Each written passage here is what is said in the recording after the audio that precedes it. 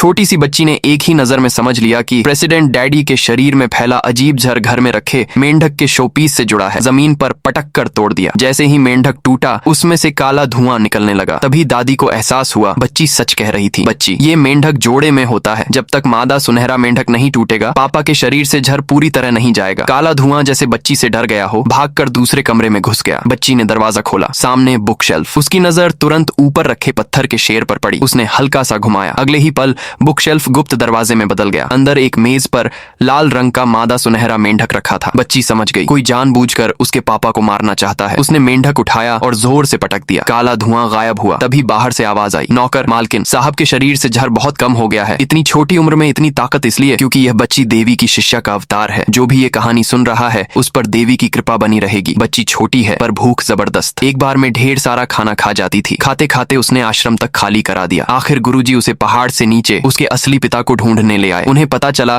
कि शहर का सबसे अमीर परिवार एक चैरिटी इवेंट कर रहा है। वो आदमी बहुत अमीर और दयालु बताया जाता है। अगर वही पिता निकला तो बच्ची आराम से खा पाएगी। लेकिन सच ये था कि वो आदमी बेहद सख्त और बेरहम प्रेसिडेंट था। बचपन से एक रहस्यमयी जहर से जूझ रहा था। उसने ऐलान किया, जो जहर ठीक करेगा उसे बड़ा इनाम मिलेगा। इस लालच में ढोंगी भी आ गए। प्रेसिडेंट ने धोखेबाजों को सजा देने का हुक्म दे दिया। इसलिए जब बच्ची ने उससे पापा कहा तो उसे लगा ये भी ठगने आई है। प्रेसिडेंट, ओ छोटी धोखेबाज, आज तुझे बच्चा समझकर छोड़ रहा हूँ। ड्राइवर, सर चलिए। प्रेसिडेंट, ये पैसे रखो, मिठाई खरीद लेना। दोबारा मुझे ठगने आई तो समंदर में फेंक दूंगा। लगा था अब कभी मुलाकात नहीं होगी। लेकिन शाम को प्रेसिडेंट घर पहुंचा और वहीं बच्ची उसके घर में थी। प्रेसिडेंट, ओ छोटी शैतान, तुम यहाँ कैसे? बच्ची, पापा मैं परदादी के साथ आई हूँ, मुझे आपकी बहुत याद आई। दरअसल दिन में बच्ची खाने गई थी। वहीं उसकी मुलाकात एक बूढ़ी औरत से हुई जो अपने पोते का जहर उतारने के चक्कर में एक ढोंगी के जाल में फंस गई थी। बच्ची, ये ढोंगी है, आंखों से कीड़े निकालने का नाटक करता है। असल में सूखी टहनियाओं भिगोकर लोगों की आंखों के पास ले जाता है और कीड़ा बता देता है। भीड़, अरे ये तो लकड़ी है, ये धोखेबाज है, पुलिस बुलाओ। भीड़, ये बच्ची कमाल है, छोटी सी जीनियस। बच्ची, ये जादू नहीं विज्ञान है। जब दादी को पता चला कि बच्ची बेसहारा है